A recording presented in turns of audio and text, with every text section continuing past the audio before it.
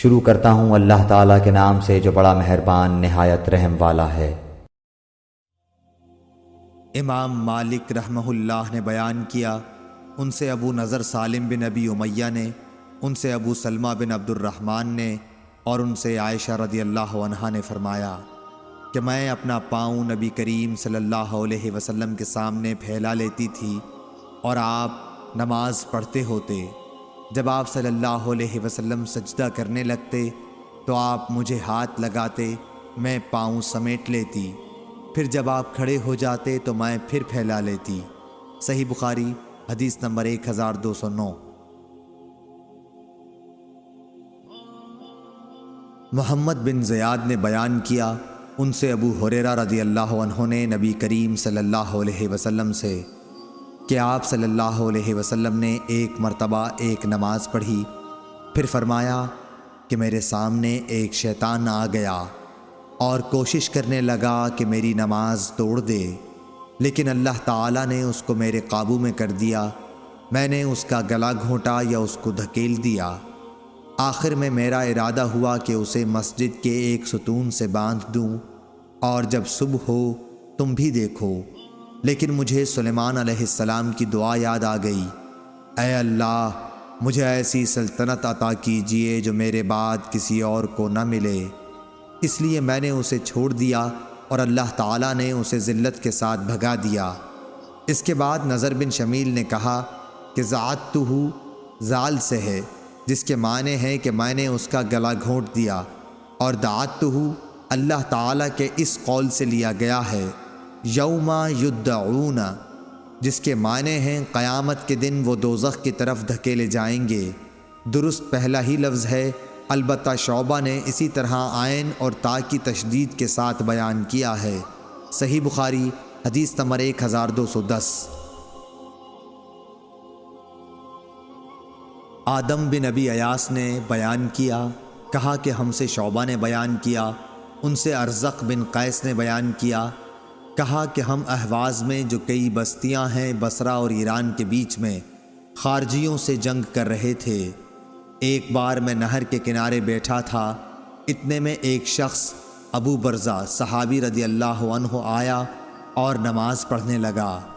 کیا دیکھتا ہوں کہ ان کے گھوڑے کی لگام ان کے ہاتھ میں ہے۔ اچانک گھوڑا ان سے چھوٹ کر بھاگنے لگا تو وہ بھی اس کا پیچھا کرنے لگے۔ شعبہ نے کہا یہ ابو برزہ اسلمی رضی اللہ عنہ تھے۔ یہ دیکھ کر خوارج میں سے ایک شخص کہنے لگا، اے اللہ اس شیخ کا ناس کر۔ جب وہ شیخ واپس لوٹے تو فرمایا کہ میں نے تمہاری باتیں سن لی ہیں، اور تم کیا چیز ہو؟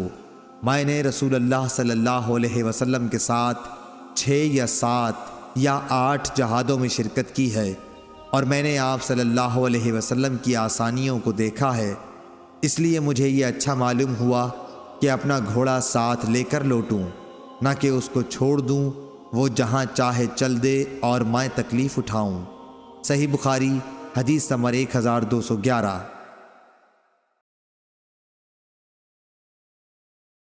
یونس نے خبر دی، انہیں ظاہری نے، ان سے عروہ نے بیان کیا کہ حضرت عائشہ رضی اللہ عنہا نے بتلایا کہ جب سورج گرہن لگا تو نبی کریم صلی اللہ علیہ وسلم نماز کے لیے کھڑے ہوئے اور ایک لمبی سورت پڑھی، پھر رکوع کیا اور بہت لمبا رکوع کیا، پھر سر اٹھایا، اس کے بعد دوسری سورت شروع کر دی، پھر رکوع کیا اور رکوع پورا کر کے اس رکعت کو ختم کیا اور سجدے میں گئے، پھر دوسری رکعت میں بھی آپ صلی اللہ علیہ وسلم نے اسی طرح کیا۔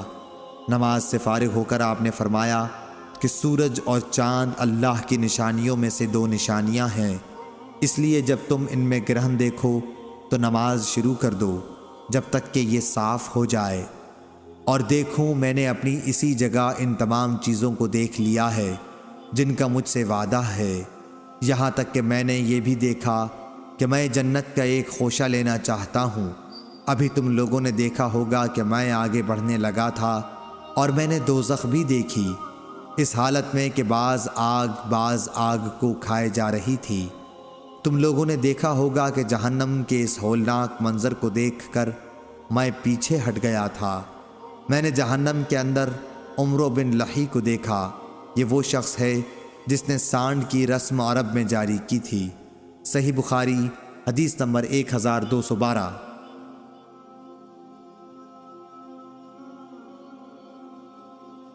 حماد بن زید نے بیان کیا، ان سے ایوب سختیانی نے، ان سے نافع نے، ان سے حضرت عبداللہ بن عمر رضی اللہ عنہ نے کہ نبی کریم صلی اللہ علیہ وسلم نے ایک دفعہ مسجد میں قبلے کی طرف رینٹ دیکھی۔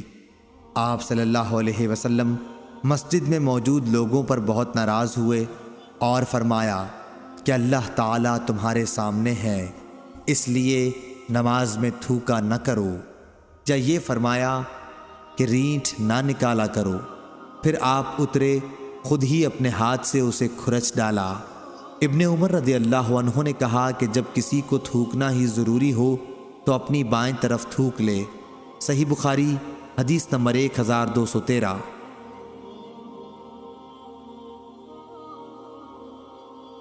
قتادہ انس بن مالک رضی اللہ عنہ سے روایت کرتے تھے کہ نبی کریم صلی اللہ علیہ وسلم نے فرمایا کہ جب تم میں سے کوئی نماز میں ہو تو وہ اپنے رب سے سرگوشی کرتا ہے، اس لیے اس کو سامنے نہ تھوکنا چاہیے اور نہ دائیں طرف، البتہ بائیں طرف اپنے قدم کے نیچے تھوک لے۔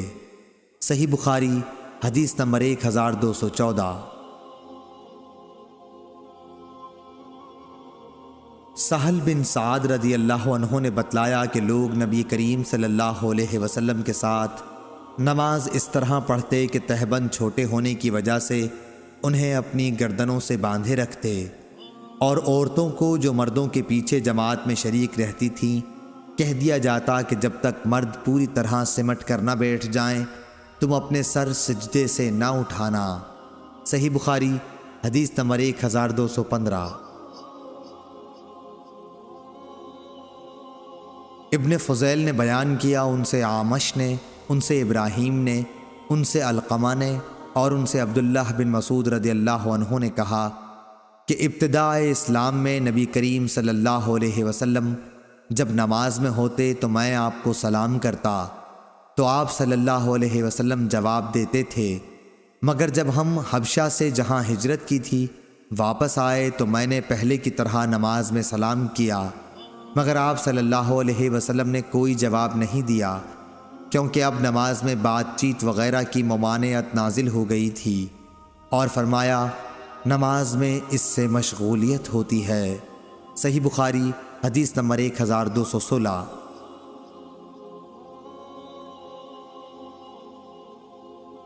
کثیر بن شنظیر نے بیان کیا، ان سے عطا بن ابی رباح نے، ان سے جابر رضی اللہ عنہ نے کہ رسول اللہ صلی اللہ علیہ وسلم نے مجھے اپنی ایک ضرورت کے لیے غزوہ بنی مطلق میں بھیجا، میں جا کر واپس آیا، میں نے کام پورا کر دیا تھا، پھر میں نے نبی کریم صلی اللہ علیہ وسلم کی خدمت میں حاضر ہو کر آپ کو سلام کیا، لیکن آپ نے کوئی جواب نہیں دیا۔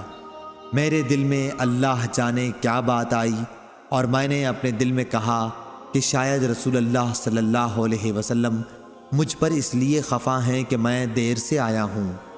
میں نے پھر دوبارہ سلام کیا اور جب اس مرتبہ بھی آپ نے کوئی جواب نہ دیا تو اب میرے دل میں پہلے سے بھی زیادہ خیال آیا۔ پھر میں نے تیسری مرتبہ سلام کیا اور اب آپ صلی اللہ علیہ وسلم نے جواب دیا اور فرمایا کہ پہلے جو 2 بار میں نے جواب نہ دیا تو اس وجہ سے تھا کہ میں نماز پڑھ رہا تھا، اور آپ صلی اللہ علیہ وسلم اس وقت اپنی اونٹنی پر تھے اور اس کا رخ قبلے کی طرف نہ تھا بلکہ دوسری طرف تھا۔ صحیح بخاری حدیث نمبر 1217۔ عبدالعزیز بن ابی حازم نے بیان کیا، ان سے ابو حام سلمہ بن دینار نے اور ان سے سہل بن سعد رضی اللہ عنہ نے کہ رسول اللہ صلی اللہ علیہ وسلم کو یہ خبر پہنچی کہ قبا کے قبیلہ بنو عمرو بن عوف میں کوئی جھگڑا ہو گیا ہے، اس لیے آپ صلی اللہ علیہ وسلم کئی اصحاب کو ساتھ لے کر ان میں ملاپ کرانے کے لیے تشریف لے گئے۔ وہاں آپ صلی اللہ علیہ وسلم صلح صفائی کے لیے ٹھہر گئے۔ ادھر نماز کا وقت ہو گیا تو بلال رضی اللہ عنہ نے حضرت ابو بکر صدیق رضی اللہ عنہ سے کہا کہ رسول اللہ صلی اللہ علیہ وسلم نہیں آئے اور نماز کا وقت ہو گیا تو کیا آپ لوگوں کو نماز پڑھائیں گے؟ آپ نے جواب دیا کہ ہاں، اگر تم چاہتے ہو تو پڑھا دوں گا۔ چنانچہ بلال رضی اللہ عنہ نے تکبیر کہی اور ابو بکر نے آگے بڑھ کر نیت باندھ لی۔ اتنے میں رسول اللہ صلی اللہ علیہ وسلم بھی تشریف لے آئے اور صفوں سے گزرتے ہوئے آپ پہلی صف میں آ کھڑے ہوئے۔ لوگوں نے ہاتھ پر ہاتھ مارنے شروع کر دیے۔ سہل رضی اللہ عنہ نے کہا، تصفیح کے معنی تصفیق کے ہیں۔ آپ نے بیان کیا کہ ابو بکر رضی اللہ عنہ نماز میں کسی طرف متوجہ نہیں ہوتے تھے، لیکن جب لوگوں نے بہت دستکیں دی تو انہوں نے دیکھا کہ رسول اللہ صلی اللہ علیہ وسلم کھڑے ہیں۔ حضور اکرم صلی اللہ علیہ وسلم نے اشارے سے ابو بکر کو نماز پڑھانے کے لیے کہا۔ اس پر ابو بکر رضی اللہ عنہ نے ہاتھ اٹھا کر اللہ تعالیٰ کا شکر ادا کیا اور پھر الٹے پاؤں پیچھے کی طرف چلے آئے اور صف میں کھڑے ہو گئے، اور رسول اللہ صلی اللہ علیہ وسلم نے آگے بڑھ کر نماز پڑھائی۔ نماز سے فارغ ہو کر آپ صلی اللہ علیہ وسلم لوگوں کی طرف متوجہ ہوئے اور فرمایا کہ لوگو، یہ کیا بات ہے کہ جب نماز میں کوئی بات پیش آتی ہے تو تم تالیاں بجانے لگتے ہو؟ یہ مسئلہ تو عورتوں کے لیے ہے۔ تمہیں اگر نماز میں کوئی حادثہ پیش آئے تو سبحان اللہ کہا کرو۔ اس کے بعد آپ صلی اللہ علیہ وسلم ابو بکر رضی اللہ عنہ کی طرف متوجہ ہوئے اور فرمایا کہ ابو بکر، میرے کہنے کے باوجود تم نے نماز کیوں نہیں پڑھائی؟ ابو بکر رضی اللہ عنہ نے عرض کیا کہ ابو قحافہ کے بیٹے کو زیب نہیں دیتا کہ رسول اللہ صلی اللہ علیہ وسلم کی موجودگی میں نماز پڑھائے۔ صحیح بخاری حدیث نمبر 1218۔ حماد بن زید نے بیان کیا، ان سے ایوب سختیانی نے، ان سے محمد بن سیرین نے اور ان سے ابو ہریرہ رضی اللہ عنہ نے کہ نماز میں کمر پر ہاتھ رکھنے سے منع کیا گیا تھا۔ ہشام اور ابو ہلال محمد بن سلیم نے ابن سیرین سے اس حدیث کو روایت کیا، ان سے ابو ہریرہ رضی اللہ عنہ نے اور ان سے نبی کریم صلی اللہ علیہ وسلم نے۔ صحیح بخاری حدیث نمبر 1219۔